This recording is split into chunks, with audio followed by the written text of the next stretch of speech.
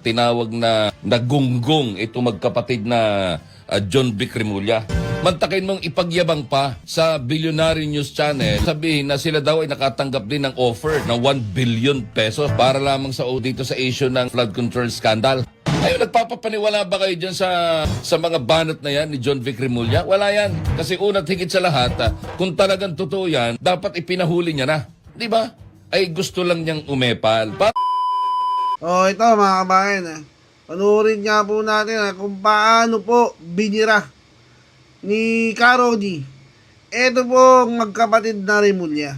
Mantakin niya mga kabayan, ito po magkapatid na Remulla, sa sobrang kaipalan, napabalita pa di umano na sila daw po ay sinuhulan ng 1 bilyon para lang walang makulong o may makaligtas diyan daw sa flood control issue. Pinagmamalaki pa nila na sila daw po ay sinuhulan ng 1 billion. Ano po ang sabi sa kanila ni Karoni? Ito mga kabayan, panoorin po natin kung paano po binira ni Karoni itong dalawang syungang magkapatid na to. Ito po mga kabayan. Marami ho ang talaga naman hong tumaas ang kilay at tinawag na nagunggong ito magkapatid na John Vic Remulla. Anong tawag po niya ni Karoni sa dalawang magkapatid? Dagunggong daw po mga kabayan. Bakit naman Karoni? Bakit mo naman tinatawag na dagunggong nitong magkapatid na Remulla na to? Ano bang nangyari? Ito, sunod po, tuloy. Tapos na ipagyabang itong yabang lang naman talaga meron ito si John Vic, hindi ba ga? Palibhasa, pamilya mga pamilyang may kaya sa buhay, kaya yabang lang ang meron yan. Hindi naman lahat ng mga mayayaman at may kaya sa buhay, mayabang Pero ito, yabang lang ang meron ito Mantakin mong ipagyabang pa sa Billionaire News Channel, sabihin na sila daw ay nakatanggap din ng offer ng 1 billion pesos para lamang sa dito sa issue ng flood control scandal. Sila daw pong magkapatid ay inoperan ng 1 bilyon. Diyan daw po may kaugnayan sa flood control issue. Para lang daw merong maabswelto na isa. Ayun, nagpapapaniwala ba kayo dyan sa mga banat na yan ni John Vic Remulla? Wala yan. Kasi una't higit sa lahat, kung talagang totoo yan, dapat ipinahuli niya na. Di ba?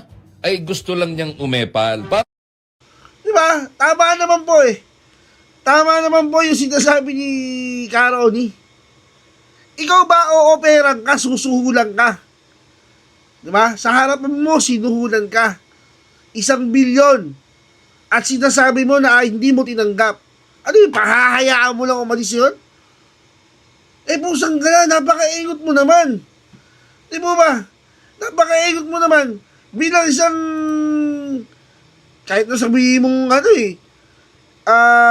simpleng mamamayan ka diba? Napakaingot mo naman kung hindi mo ipapahuli yun. Sinusuhulan ka, tinanggihan mo, hahayaan mo lang umalis. Lalo pat, diba? Lalo pat DILG ka, sekretary. Nasa ilalim mo yung mga kapulisan. Ombudsman yung kuya mo. Kaya ninyo magpakulong. Hinayaan nyo lang, makalis, yung nandunuhol. Tawag sa inyo, engot. Engot lang maniniwala sa kwento ninyong magkapatid. Diba mga bayan? Kaya nga tawag sa kanila ni Karoni, Gunggong Brothers. Makasyunga. Kasi gagawa-gawa ng kwento, wala namang kwenta. Diba? Ang tawag pa nga umiepal lang. Mantakin mo, gagawa ka ng kwento, sinuhula ka ng 1 bilyon, sa harapan mo, hindi mo hinuli, hindi mo pinakulong. Sino ka? Anong tawag sa'yo? Epal. Kwentong barbero. Parehas kami ni Karoni ginagalit mo sa kaingotan ninyong magkapatid At sa tamang katiduan ba yung ganon? Meron bang ganon mga kabayan? Sagutin nyo nga ako. Meron bang ganon? Pusang na na. Magkikwento ka na lang. Gagawa ka na lang ng kwento. Hindi mo pa ayusin. Sana dinagdagan mo. Ano, hindi, hinuli nga namin magkapatid Kaso sobrang lakas. ang Super Saiyan 3. Nakalipad. Oh. Naniwala sana kami. Wala eh, hinayaan mo lang makaalis yun. Tawag sa'yo. Kung hindi ka ingot, kwentong barbero ang tawag sa'yo, sir. Tama yung sinasabi ni Sir Rodi. Ha? Epal kayong magkapatid. Karodi, tuloy mo. Nung natatandaan ninyo, yabang nung hinuli nung kanilang isinuko, itong si FPRRD, si former President Rodrigo Roa Duterte, nung kanilang isuko sa ICC. Di ba ga? Anong sabi doon sa interview with with Pinky Webb sa Billionaire News Channel? Oh no, it's it's a group effort, sabi niya. The President, the Secretary of the Security Advisor, sabi niya, pati ako, 4 sila doon na binanggit niya. Abay, nung sumunod na mga interview, itinatanggi na. Asyo nga. Oh, tinawanan ka ngayon. Tinawanan tuloy kayong magkapatid. Legit po yun, mga kabayan. Nangyari po yun. Nung pinakidnap po ng gobyernong Marcos, si Pangulong Duterte, proud na proud po yan. Proud na proud po yan si John Vic Remulla na ikiniwento kay Madam Pinky Webb na group effort yung ginawa nila. Kasama po nila dyan, si Marcos Jr., DOJ Secretary, Remulla, yung kapatid niya, si John Vic, si Bersamin, pati si Gibo. Pinagplanuhan po nila, group effort po ang ginawa. Tapos nung in-interview si Bongbong, ang sagot ni Bongbong, wala siyang alam. Pero nilaglag na po siya ni John Vic, na group effort yung ginawa nila. Kaya nung mga sumunod na interview, ano po sabi ni John Vic? Ay hindi, wala na rin silang alam. Di ba? Ganyan po yung mga yan eh. Ganyan po kasyunga, ganyan po kaepal. Yang mga yan, yang magkapatid na Remulyang yan.